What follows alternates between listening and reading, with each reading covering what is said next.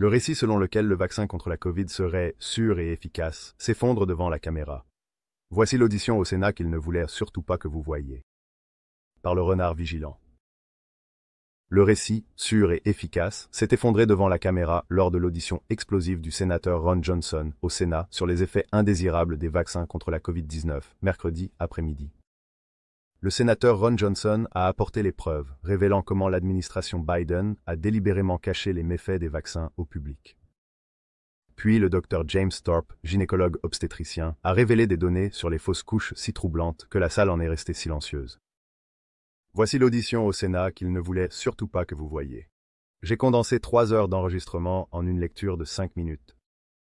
Le sénateur Ron Johnson a ouvert l'audition avec une révélation fracassante. L'administration Biden était au courant des risques mortels pour le cœur liés au vaccin contre la Covid et a délibérément caché cette information au public. Johnson a publié de nouveaux documents obtenus par assignation, révélant une chronologie détaillée de ce que les responsables savaient et à quel moment.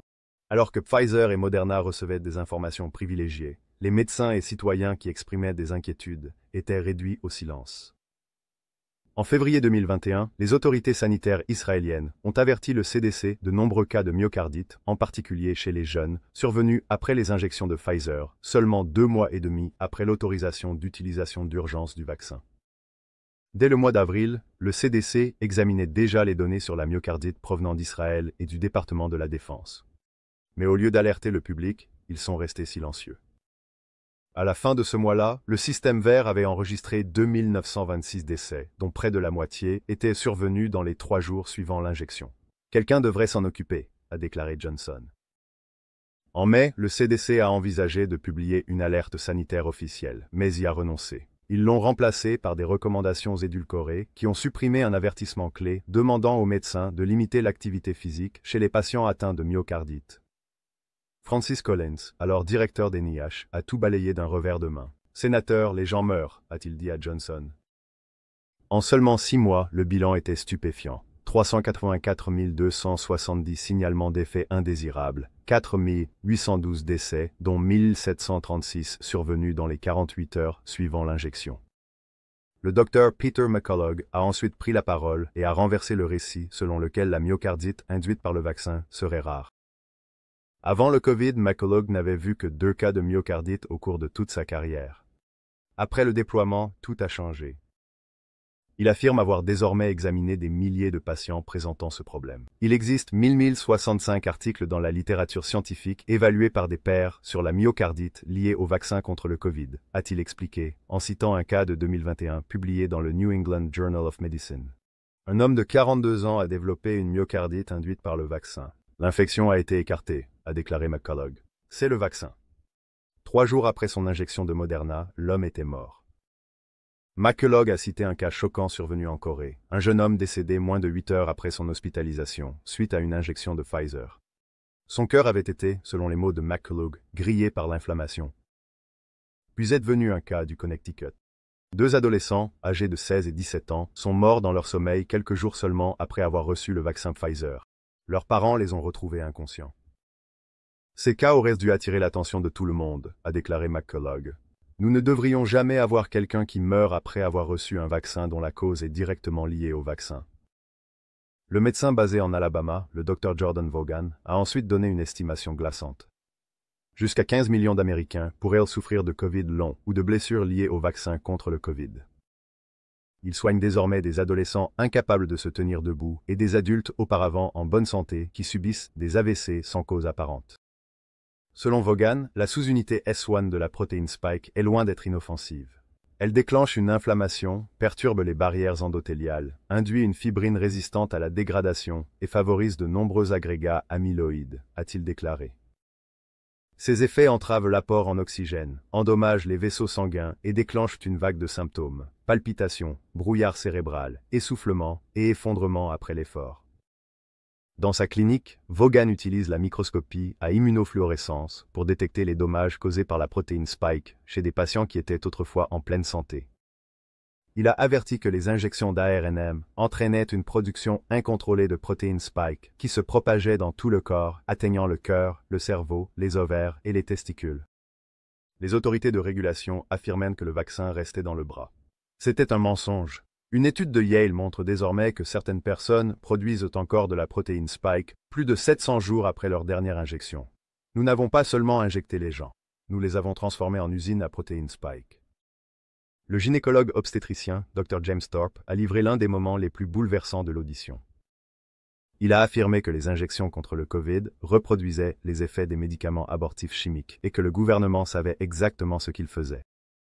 Le Dr. Thorpe a évoqué la désormais tristement célèbre étude de Shimabukuro, publiée dans le New England Journal of Medicine, qui affirmait un taux de fausses couches de 12,6% après la vaccination contre le Covid.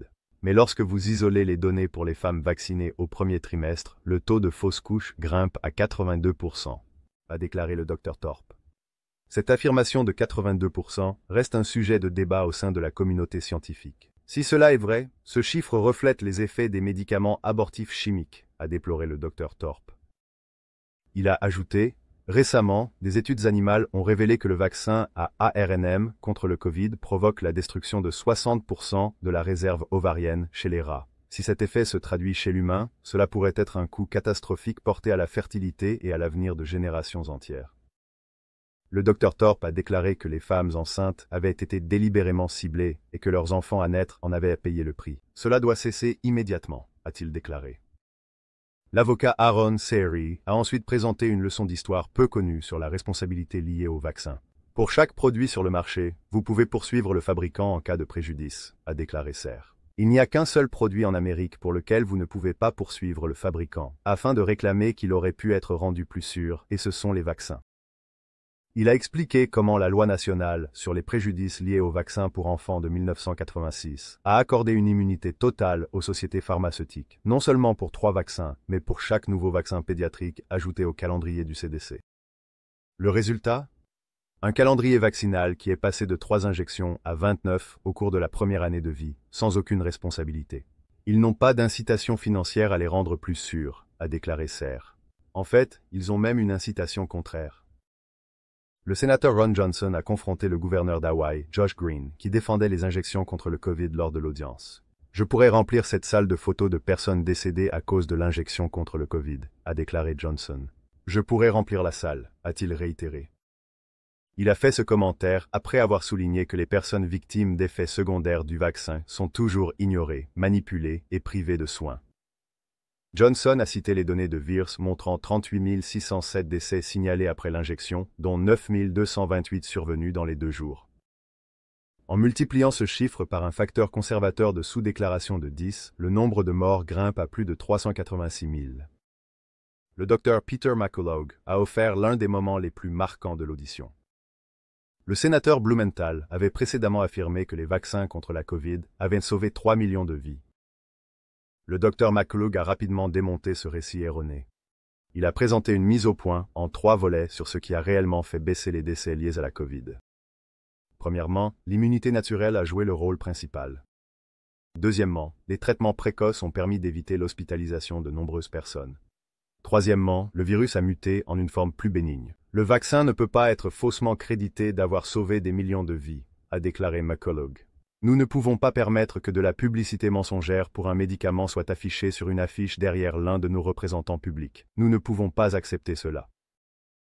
Le sénateur Ron Johnson a porté un autre coup dur au récit de la sécurité et de l'efficacité, cette fois avec un graphique accablant qui a mis ce mensonge en lumière.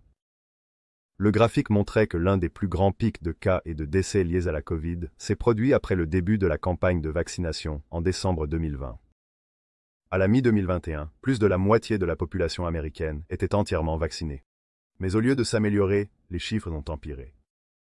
Si le vaccin avait fonctionné, les cas et les décès auraient diminué.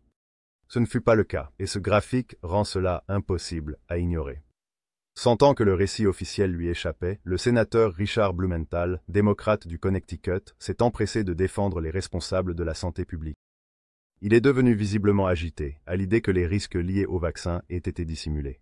Je vais peut-être sembler parler un peu comme un avocat, et non comme un médecin, mais la dissimulation délibérée, le fait de cacher intentionnellement, n'est essentiellement pas étayé par les preuves présentées dans ce rapport lui-même, a déclaré Blumenthal. Il a minimisé les inquiétudes concernant la myocardite en les qualifiant de rares, et a insisté sur le fait que des responsables comme Rochelle Walensky avaient pris de multiples mesures pour alerter le public. Ainsi, son discours est discrètement passé de « sûr et efficace » à « nous avons fait de notre mieux avec les connaissances dont nous disposions à l'époque ». Un signe clair que le récit autour du vaccin commence à manquer de fondement. Le médecin blessé par le vaccin, le docteur Joel Wallskog, a su exprimer la douleur des personnes victimes d'effets indésirables mieux que quiconque. Si je devais résumer en un mot ce que tous, ou du moins la plupart, des personnes blessées par le vaccin ressentent, ce serait l'abandon. Il a expliqué comment des personnes comme lui ont été attaquées des deux côtés. La droite dit que nous sommes stupides. La gauche nous traite d'anti-vax, ce qui est l'une des choses les plus ignorantes à dire. Il a rappelé à l'Assemblée qu'il avait été blessé parce qu'il s'était fait vacciner. Le docteur Wallskog et son associé également blessé par le vaccin, Bree Anderson, ont rencontré à plusieurs reprises le responsable des vaccins de la FDA, le docteur Peter Marks, pendant 2 ans. On nous a calmés, on nous a ignorés, a-t-il déclaré. Il nous remercie, il dit qu'il va nous recontacter, il ne le fait jamais. Le docteur Wallskog a ajouté que l'idée selon laquelle les agences fédérales essaient d'aider est la plus éloignée de la vérité. Le docteur McCullough a clôturé l'audition par une dernière révélation fracassante. « Vous nous avez demandé de citer des preuves », a commencé le docteur McCullough. Il a cité 3 articles de Nathaniel Mead, un ancien rédacteur des National Institutes of Health, assis dans le public. Ensemble, ils contiennent près de 1000 références, et ils aboutissent tous à la même conclusion. Les risques de la vaccination contre la COVID-19 l'emportent largement sur tout bénéfice théorique. Le docteur McCullough a ensuite démonté le récit promu par le gouverneur Josh Green et le sénateur Richard Blumenthal, qualifiant leurs affirmations selon lesquelles les vaccins auraient sauvé des vies et réduit la gravité de la maladie de simples vœux pieux. Je ne veux pas que l'Amérique soit dupée par cette audience aujourd'hui, en pensant que les vaccins ont sauvé des vies, car ce n'est pas le cas, a déclaré le docteur McCullough. Le récit sur le vaccin contre la COVID qu'ils ont vendu au public s'effondre sous nos yeux. Regardez l'audience complète du Sénat et découvrez ce que vos soi-disant responsables de la santé de confiance cachèrent depuis le début. Cliquez ici pour regarder. Merci d'avoir lu. J'ai consacré beaucoup de temps et d'attention à ce poste pour m'assurer que cette histoire reçoive la couverture qu'elle mérite et que la vérité ne soit pas ignorée.